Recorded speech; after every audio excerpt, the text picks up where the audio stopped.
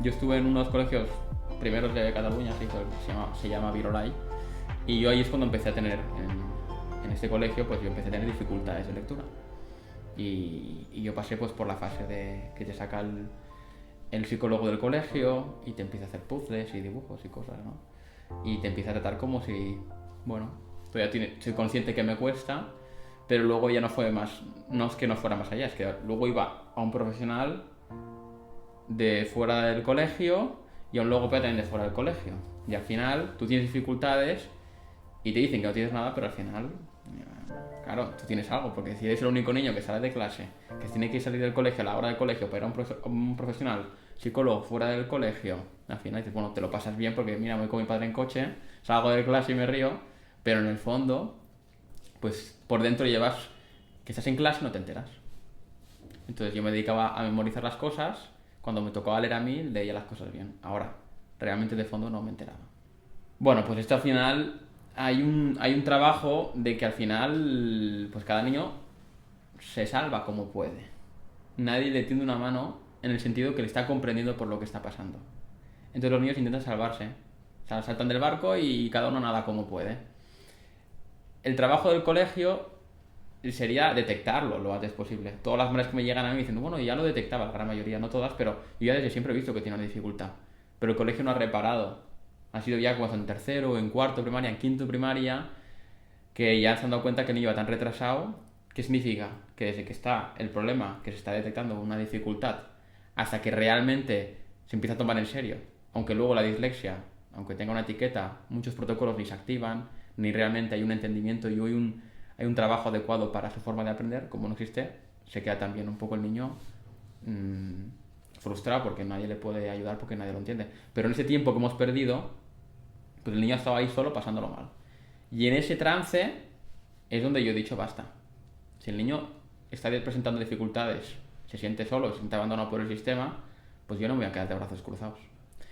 Yo pasé esto de pequeño y cuando me hice mayor y a la universidad estudiando fisioterapia, yo he tenido la suerte de trabajar también con una doctora y una metodología que se llama reeducación postural global, que me ha ayudado a entender un poco también cómo funciona el cuerpo y el sistema nervioso funcional, de una manera que me ayudó a entender el, el aprendizaje de cualquier, de cómo funciona el organismo, ¿no?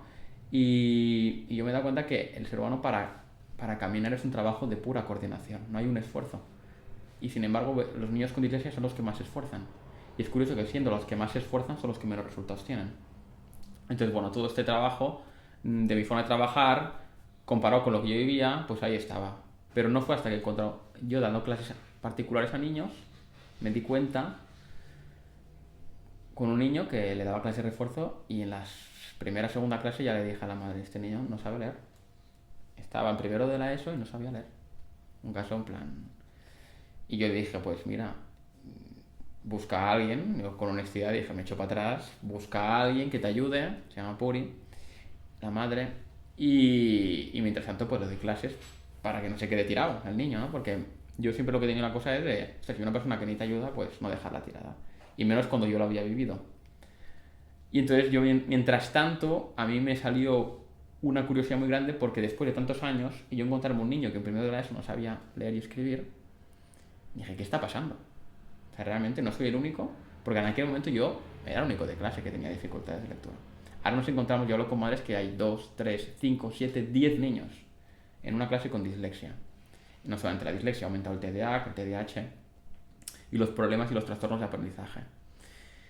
Claro, yo ante esta situación, yo dije, bueno, pues me salió mi historia y me dediqué a investigar. Y digo, ¿qué está pasando? Que los niños están peor que cuando en mi época y más desatendidos que porque este niño no había pasado ni por filtros de psicólogo, de nada, ya simplemente pum, pum, pum.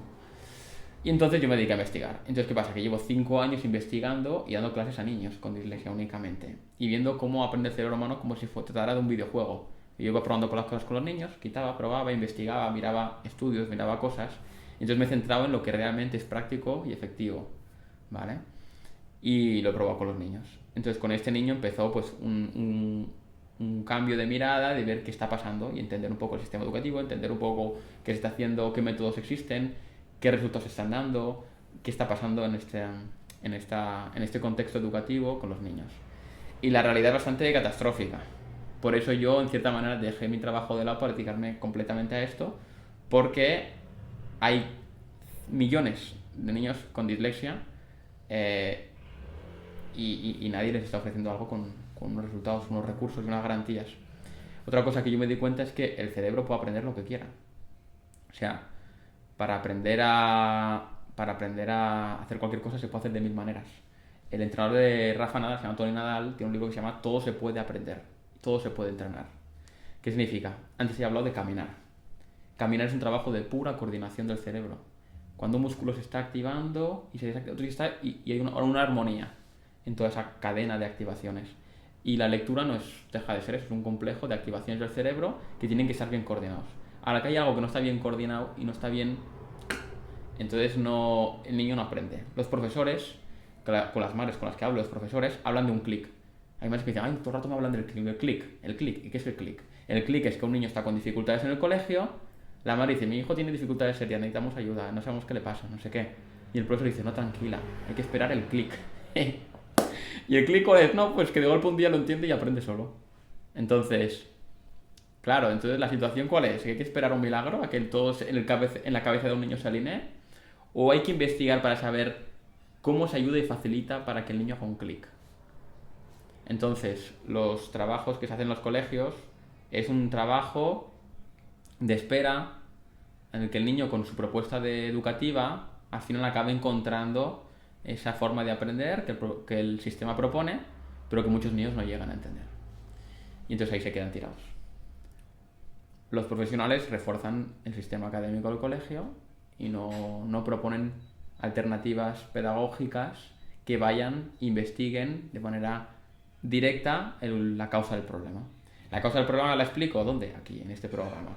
Y entendiendo la causa del problema podemos empezar a entender el principio de la solución, ¿vale? Que es un cambio de enfoque y de mirada. Y de entender cómo el cerebro conecta la información y cómo hacer que el cerebro active estas áreas de manera coordinada y bien alineadas para que el cerebro aprenda sin fricción. Y darle la información muy práctica e intuitiva para que el cerebro saque conclusiones y aplique patrones que hagan que el aprendizaje sea autónomo, sea autosuficiente también, ¿vale? Entonces, con ejercicios prácticos se hace autosuficiente el aprendizaje de un niño cuando tú sabes plantearle adecuadamente la tarea. Entonces, ¿cuál es la situación actual? Pues que las madres acuden a profesionales, a centros. Yo, por ejemplo, hablaba con una madre hoy y me decía, bueno, es que yo llevo a mi hijo a un centro de técnicas de estudio, donde también hay psicólogos y tal. Y yo digo, pues está muy bien, pero es un extra eso. La causa del problema es, si tu hijo está etiquetado de dislexia, tienes que enseñarle a leer. Mientras no sepa leer, arrastrar una frustración, una baja autoestima, porque al final los seres humanos nos comparamos. Y el estar esforzándote por algo que te cuesta mucho, que no logras entender, y además ves que el otro lo hace sin esfuerzo y aprende y va sobradísimo, esto genera a nivel mental, yo lo he vivido y los niños con dislexia lo viven, una especie de malestar.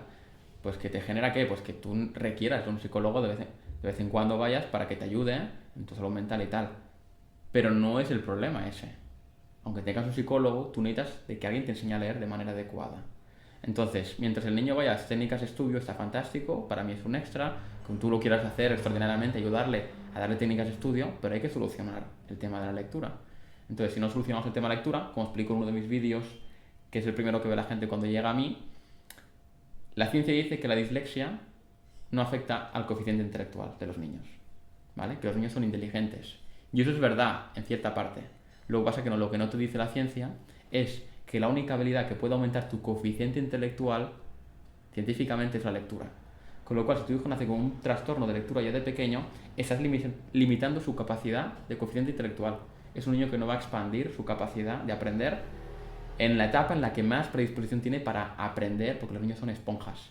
Y cada día que dejas pasar y no le das unos recursos para que aprenda a leer de una forma diferente, adaptada a su forma de aprender, estás perdiendo esa capacidad de esponja de que tu hijo aprenda. ¿Y qué le estás dando más oportunidades? A que se pierda, a que se sienta más frustrado y a que se sienta más limitado en el mundo donde la información y consumir información es algo básico. Entonces, ¿qué pasa? Pues que el drama se hace una bola. porque muchos niños, como veréis en el taller, pues de un problema de no entender bien la lectura, se empieza a hacer una bola de nieve y se convierte en una cascada de problemas, desde optometría, anímico, social, académico, profesional y familiar, incluso muchas veces. La madre me dicen, bueno, la madre me pregunta, ¿pero qué beneficios tiene esto? Bueno, pues el beneficio es que un niño que no habla con su madre, hable. Yo no trabajo emocionalmente en el niño. Pero el niño cuando aprende a leer se desata, entiende que no es el culpable y aprende de una manera sencilla que él entiende completamente, porque al niño, si no le ofreces una alternativa de este tipo que vaya a la causa del problema, el niño está leyendo chino. Entonces yo si te hablo chino a ti no vas a entender nada y te vas a sentir seguramente frustrado. Y si sales a la calle y todos hablan chino, tú vas a decir, vas a acabar mandando la olla. Entonces, cuando el niño empieza a entender el chino, o tú le explicas, le empiezas a enseñar, le enseñas a que aprenda a leer de manera normal, el niño entiende y, ostras, entonces se le abre el cerebro, toda su creencia, todas sus capacidades que pensaba que tenía limitadas, no, de golpe sí que puede aprender. Entonces se abre un universo de posibilidades para que ese niño siga aprendiendo y creciendo y expandiendo su coeficiente intelectual. Entonces las iglesias normalmente se convierten en etiquetas que vienen a limitar, a decir, bueno, es que tú eres así por esto, por esto. Y es un poco determinista, ¿no? Que por decir que tenga dislexia, pues al final ya como que, bueno, ya tiene dislexia, ¿no? Ya nos limitamos con eso. Pues no. Aquí lo que hacemos es algo completamente diferente. Vamos al núcleo del problema y no vamos a centrarnos en las limitaciones, sino en todas las capacidades de plasticidad que tiene el cerebro para aprender de maneras mucho más inteligentes y mucho más aptas para ellos. Y aquí es un poco donde empieza todo el runruneo, porque entonces la madre dice, bueno, claro, entonces yo al psicólogo tengo que dejarlo. Digo, a ver, ¿no? El psicólogo, mientras el niño aún necesita un poco emocionalmente trabajar esto, sigue. Ahora, como tú ves que el niño ha aprendido y empieza a desatarse y empieza a aprender de manera normal, tú ya sabrás cómo tienes que dejar el psicólogo. Lo que no puede ser es que el psicólogo sea la base principal sobre la cual vas a pretender ayudar a tu hijo.